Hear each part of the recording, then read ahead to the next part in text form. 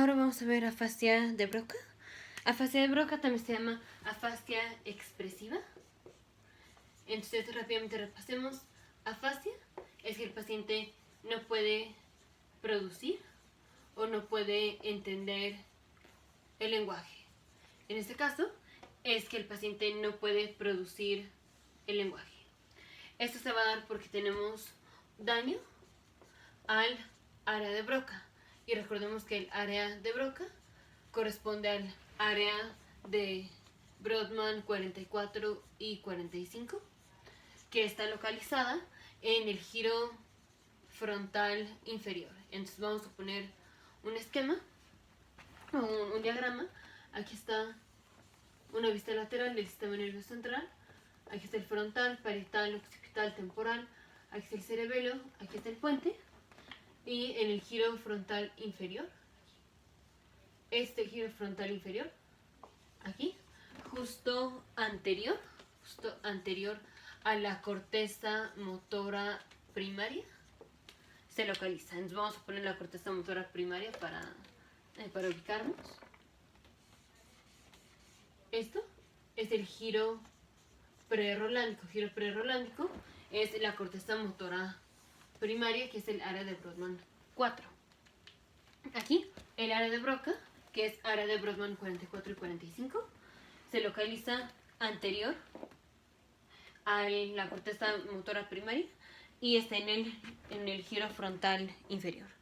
Ahora, para que el paciente desarrolle la afasia de Broca, la lesión tiene que ser en el área de Broca, pero específicamente del lóbulo dominante.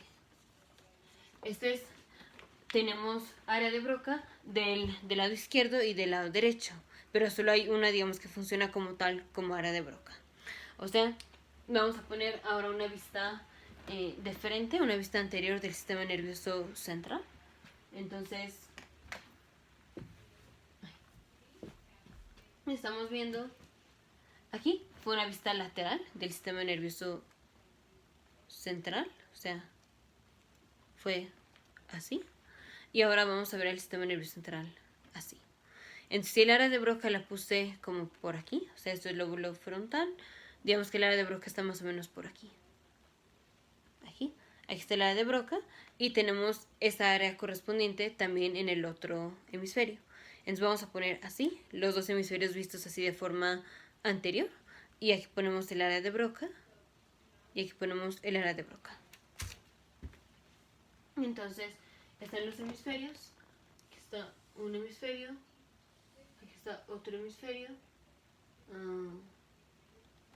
Vamos a ponerlo como así. Así. Digamos, aquí está el área de Broca, más o menos. Así. Ahí están los hemisferios. Entonces tenemos un hemisferio, otro hemisferio, y aquí va el área de Broca. Aquí está el área de Broca, aquí está el área de Broca. Aquí esto no es ningún corte, aquí estamos viendo de forma lateral o de forma superficial al sistema nervioso central. Entonces tenemos área de Broca de los dos lados, este es el lado izquierdo, este es el lado derecho, pero el área que funciona como tal, como área de Broca, es el del lóbulo izquierdo principalmente, es el del lóbulo dominante. Entonces, ¿cuál es el lóbulo dominante? El lóbulo dominante es el lóbulo contralateral a la mano que utilizamos, más. Entonces, si la mano que más utilizamos es la derecha, el lóbulo dominante o el hemisferio dominante es el izquierdo. Si utilizamos más la izquierda, el hemisferio dominante es el derecho. Entonces, aquí, en este caso, la mano dominante es la derecha, entonces el lóbulo dominante es el izquierdo. Entonces, aunque en los dos hemisferios tenemos esta área, que es el área de Broca, solo es la del lóbulo dominante la que funciona como tal, como área de Broca. Ahora, ¿qué es lo que hace el área de Broca? Básicamente el área de Broca es el centro del habla. El centro del habla. Entonces, ¿qué pasa si tenemos daño al centro del habla? ¿Cómo se va a presentar el paciente? El paciente se va a presentar con... no puede repetir las palabras, utiliza palabras cortas, digamos, es como si el paciente no encontrara la palabra correcta, o sea, la palabra que quiere decir. No puede repetir. El paciente sí entiende el lenguaje, o sea, ahí el paciente repite mucho las palabras. Ahorita seguimos viendo más del cuadro clínico, pero hasta aquí cómo se está presentando el paciente. Entonces el paciente no puede repetir las palabras. Entonces, si le decimos al paciente que diga vamos al jardín a un picnic, al paciente le va a costar trabajo repetirlo. Entonces tiene pobre repetición. No puede repetir lo que le estamos diciendo que repita. Pero no es porque el paciente no lo entienda. O sea, el paciente sí entiende el lenguaje. El paciente sí entiende el lenguaje porque no está dañada el área en donde integramos el lenguaje. El área en donde integramos el lenguaje es el área de Wernicke. El área de Wernicke no está dañada, entonces el paciente sí entiende el lenguaje, solo que no lo puede proyectar, no puede hablar.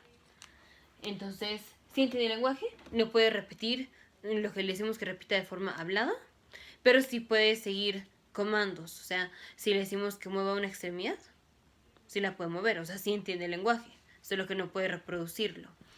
Cuando reproduce el lenguaje, o sea, cuando dice alguna cosa, dice palabras cortas. Entonces, por ejemplo, en lugar de decir, si le decimos, ¿qué hizo hoy?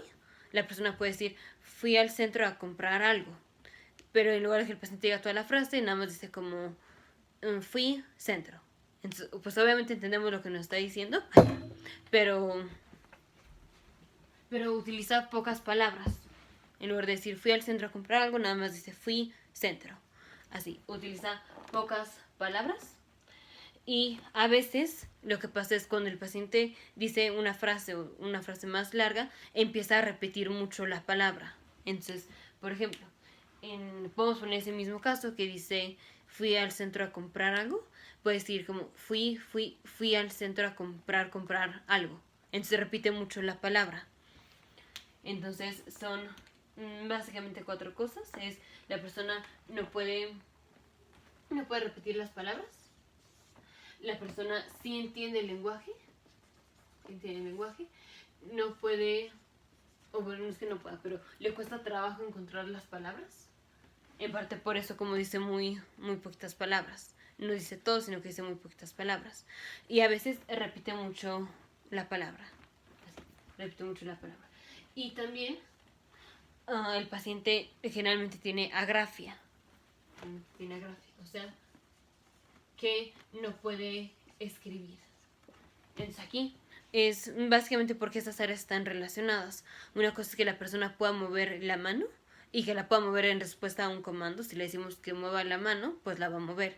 Pero si le decimos que escriba su nombre, pues aquí la persona tiene un trastorno del lenguaje.